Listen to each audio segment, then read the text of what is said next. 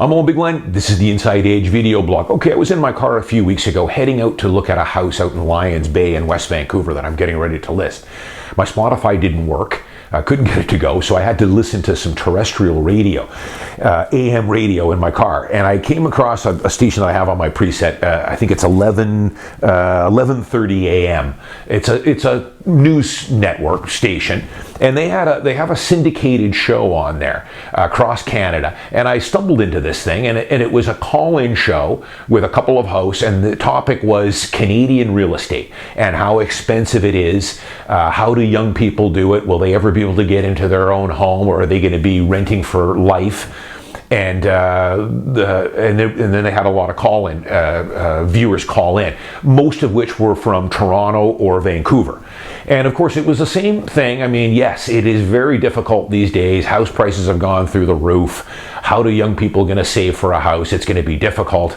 A lot of people were calling in saying government needs to do more. We need to get government to start building homes. Which even the host found that funny. Can you imagine the NDP getting into home building here? That would be quite something to see. I would love to see it, actually, but I'm afraid every one-bedroom condo would be about $3 million to build and would probably take 10 years with their work ethic. But, that wasn't going to do much. A lot of people put that down. But, overall, it was fairly negative, of course, that, interest rates now are high. There's nothing for sale, bidding wars, speculators outbidding me and all that stuff. And I get it. There were a few, though, kind of light at the end of the tunnel success stories, which I was happy to hear. A number of young people called in from both Toronto and Vancouver who had been listening to the show and said, hey, all hope's not lost. I did it. And of course, well, the host, how did you do it? Was it a miracle? Not really. I kind of set the intention, got a game plan in place, saved my money diligently for 3 or 4 years, no help from mom and dad, and bought my first condo. Now, it's not a Four Seasons. It's more like a Motel 6, but I got into the market and got out of renting. And I've been, telling you guys that for years. I mean, yes, house prices have gone up for the most part well above what wages have in Canada, because wage growth in Canada is dismal. I mean, we shrink everything in this country under socialist rule. Tax everything to death, tax demand, don't build much as far as supply, tons of taxes, keep everybody down.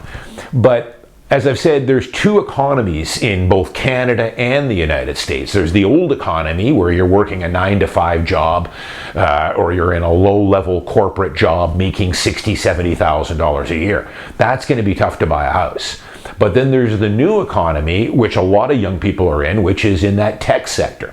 And I've done so many blogs on who my buyers are these days. I'm selling condos downtown Vancouver at $750,000, $800K to young buyers in their late 20s every month, pretty much. They're making between $125,000 to well over $200,000 a year. When I was their age, I would never have dreamed about a career even earning 6 figures. I don't think I knew anybody when I was in my 20s and 30s that was making 6 figures. Now they're everywhere in the tech sector. So yes, house prices have gone up substantially, but where are you at in the, it depends on what economy you're in, the old or the new economy. But it doesn't make it any easier to buy homes. But there was some good success stories about people that weren't in the tech sector that called in, saying that they made it happen. Saved their money, cut back on a lot of expenses, stopped going to Maple Leafs games, stopped eating out as much. They made the sacrifices, shared a house or a duplex or a townhouse with 3 other people, or lived at home as long as they could to make it happen. And nothing has changed, guys. If you set the intention, you set the game plan, if you want to buy a house, you will buy a house. It's as simple as that, but it's going to take some work. It was no different when I started out 30 years ago either. So just the numbers have changed. But a lot of them also said that they didn't start off with $1 million house or a Four Seasons. They started off with a Motel 6 for $350,000 or $400K, got their foot in the market and got out of renting, which was just throwing their money away. But a lot of talk started going on about governments and how they should be going and should they be doing more with housing. Yeah, I think they should be greenlighting more development. I've said that all along.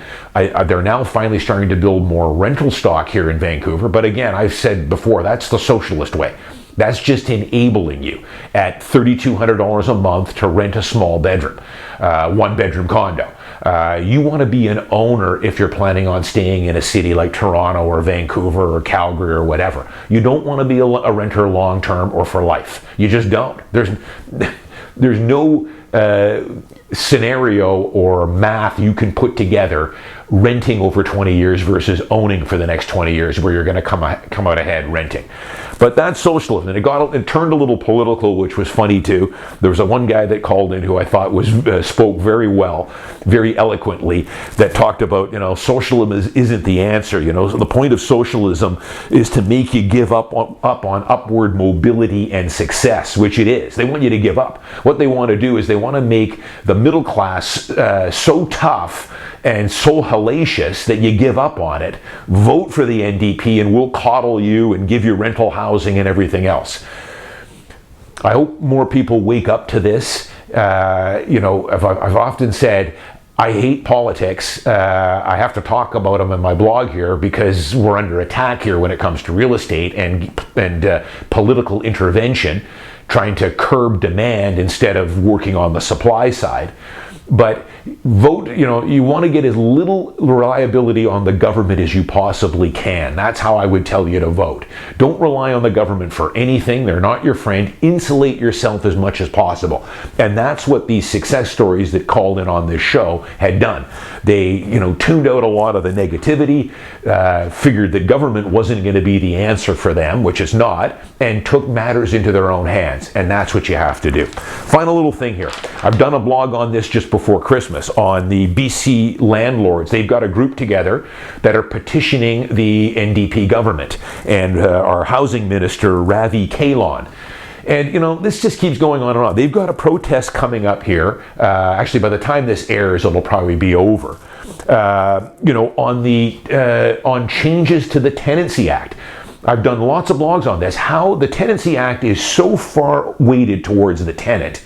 It's ridiculous. And this is why our rents have skyrocketed and our vacancy is near zero.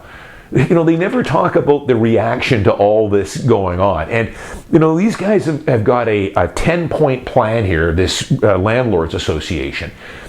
Get this, they've been trying to meet with Ravi Kahlon for almost 6 months now, and he's canceled a bunch of sessions. He won't even talk to this Landlords Association, if you can believe it. That's socialism, guys. They don't care. They're asking for some changes to the laws here to speed up the arbitration process. Maybe make it a little bit more balanced towards the tenant and landlord in getting tenants out, or being able to evict tenants that everything is filed correctly with them, the house is sold, the new owner wants to move in, and the tenant won't leave. And it can take 6 or 7 months to get this settled in court. It's ridiculous. I'm all for giving tenants rights because there are probably some bad apple landlords out there, but they are the very, very small minority. We need to get this a little bit more balanced, but of course the NDP doesn't want anything to do with it. The NDP will never talk about the elephant in the room here. How, landlords, a lot of mom and pop landlords have left the business here or are gun shy about even renting basement suites anymore. And the fallout from that is, why do you think our rents have gone through the roof? Why do you think vacancy is near zero? It's because of these archaic laws that heavily favor the tenant. All these guys are asking for is a little bit more balanced playing field here. Reduce the eviction costs. So they want some insurance programs for landlords when that tenant won't leave, even though all the proper paperwork has been filed, and they're getting sued by the new buyer. They want some protections there, and they should. All they're asking for is a more fair and equal system that protects both landlords and tenants, and we don't currently have that. And Ravi Kahlon here won't even meet with these people, for God's sake. He says he's too busy. Too busy doing what? It's nuts, folks. So hopefully I'm all for this. I'm supporting this group. I hope you guys do too. I think I gave you guys a link before Christmas. They had a fund me page here to get some more legal clout behind this.